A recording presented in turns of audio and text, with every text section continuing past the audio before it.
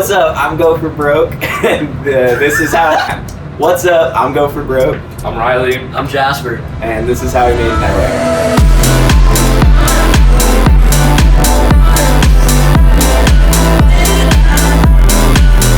See, right here is for show. Minions. I've never turned any of these on. I actually don't know how to. So originally, the track was all a dance track. I wrote the chorus over that, and I was like, this chorus is really good, but I want the rest of the song to like kind of fit around that chorus.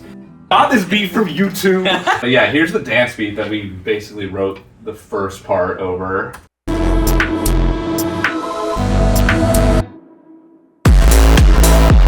This is what it originally sounded like. This is the This is the Just original. day one. There was a completely different verse. That's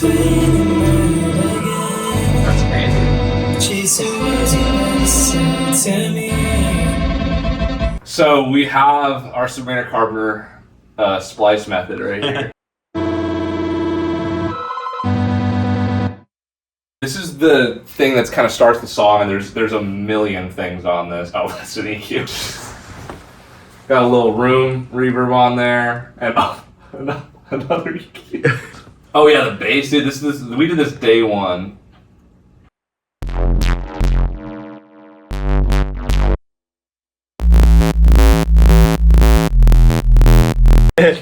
We got a little bit of ambience in here.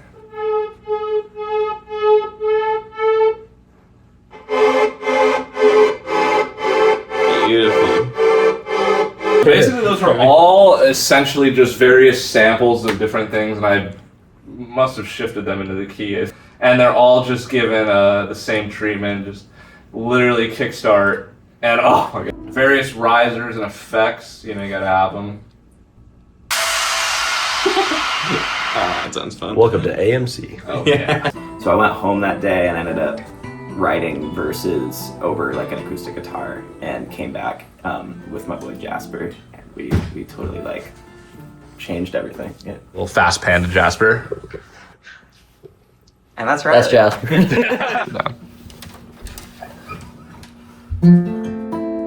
Did I sit down good enough? Yeah, that was good. I took a guitar and I was like trying to figure out the chords. I knew the key of the song, so I could kind of figure it out. And I wrote new verses, and I was like, all right, I'll bring these back, but I'm gonna bring my homie Jasper, because having a better guitar player is gonna help me sell this part of the song. Here, I'll do the acoustic guitar solo.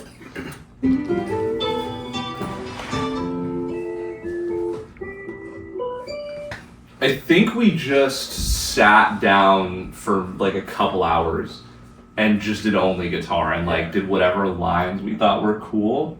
Because I remember you reharmed it a little bit.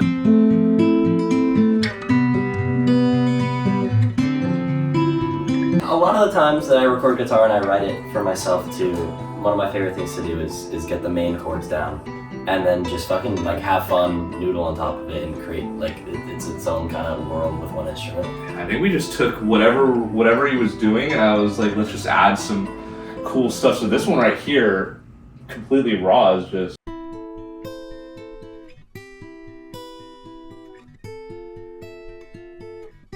Just stacking as many voicings of the chords on top of each other as possible is like one of the prettiest sounding things to do with the guitar. I agree, dude. When we threw all these effects on here, oh my gosh, it's all this beautiful stuff.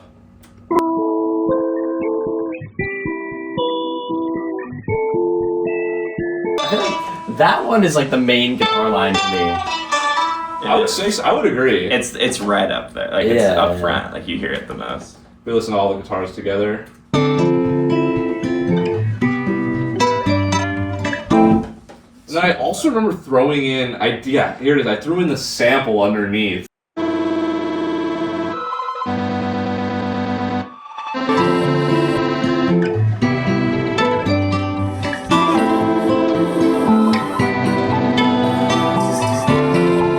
One of the main points of the acoustic guitar in the song was to find a way to blend the electronic world with the kind of folk stuff that I love.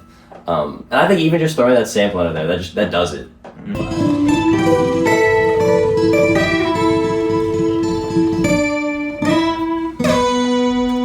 Dude, with this thing? Yeah, I remember that one was fun. Remember, you just told me that you just said play out of time, like just fuck it up.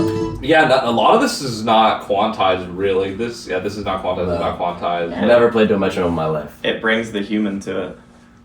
Dude, Hey, shout out go to for my broke Go call. Broke.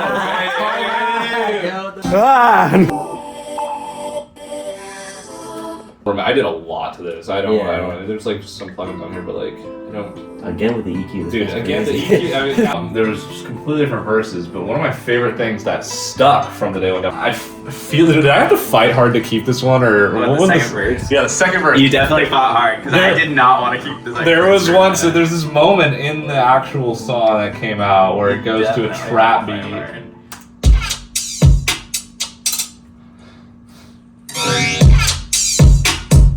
And that, there used to be more, and I think...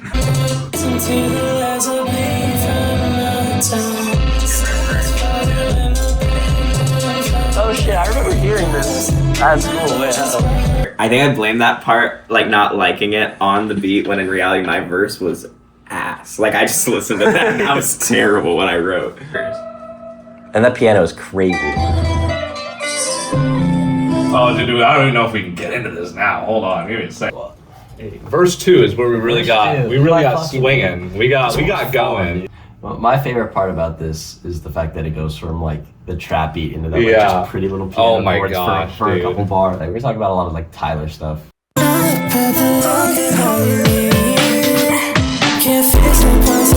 What happens is those trap drums are actually the first drums you hear in the whole song. I think we played that, like we must have played that 20 times, like on repeat. And I think we also spent a long time arguing over what the voicing should be. Because we were like, what is going to be perfect? It has to be. It's the only thing playing. Let's talk about a little bit what the vocals are doing here to make this moment kind of really impactful.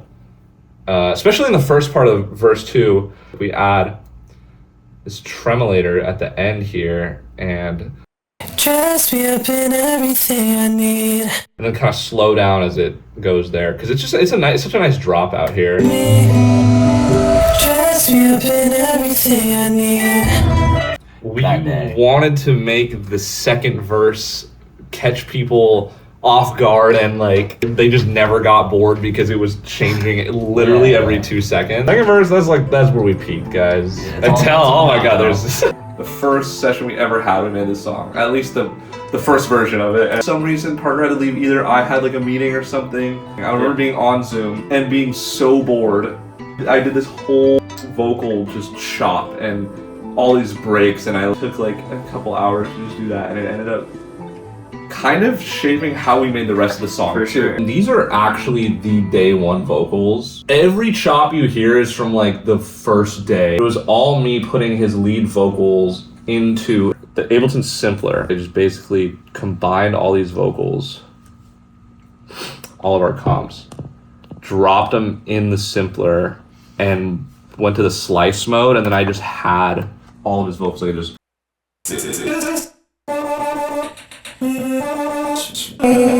just all of that, and that ended up being what this outro was. I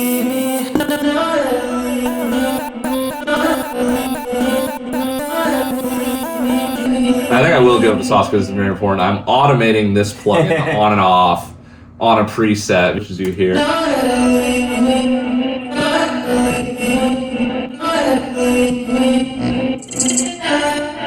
I wanted to keep the chop going. I think we were talking about break beats. I was obsessed with like acoustic guitar over like that kind of vibe.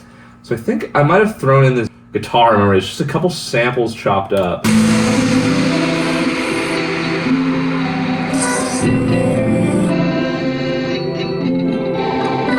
And that's where we threw in the drum break over here. What's so funny is the name of this drum break is called Broke, dude. I didn't even realize that. It's so random. Which we threw in with this like, it's not exactly the amen break, but it's like basically the same thing. My drum bus is like pretty chill. It's only like, oh, finally an EQ that's not just a high pass. That like guitar.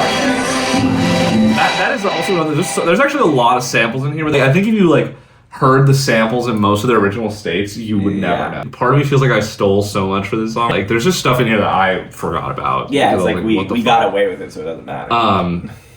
They were all royalty free.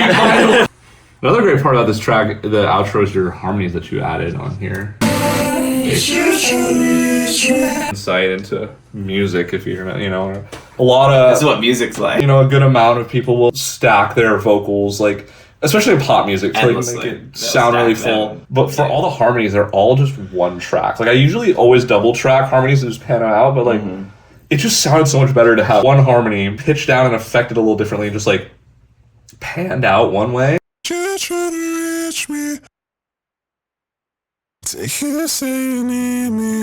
Yeah, I mean, as an artist, like, I've been up until this point, I've produced pretty much everything. There's like very few vocal stacks on most of my songs. I'm kind of on purpose. I don't think they're needed necessarily. I think like less is more in a way, but I think going too over the top with it would like distract from the rest of the song, and in that way it just feels like it's like fitting in there perfectly. I feel like this track is like simultaneously very simple and not simple at all at the same time. Like, there's so much that feels like we did a lot to do a simple thing. Yeah, it's like what it is. First couple bounces of this song, the automation was so much that it was like overloading the like CPU or something, and it was like not bouncing right. Like, I had to send like 4 or 5 versions or something because like there was literally like my computer really was not processing anything right. That's not good. So we fixed it though. We're back. The song's beautiful now. The whole first half of the song is like a Ryan Beatty guitar pretty moment that has some electronic elements in it, and I love it. I love what we changed about it. Like, I think it turned into one of my favorite songs ever made. Alright.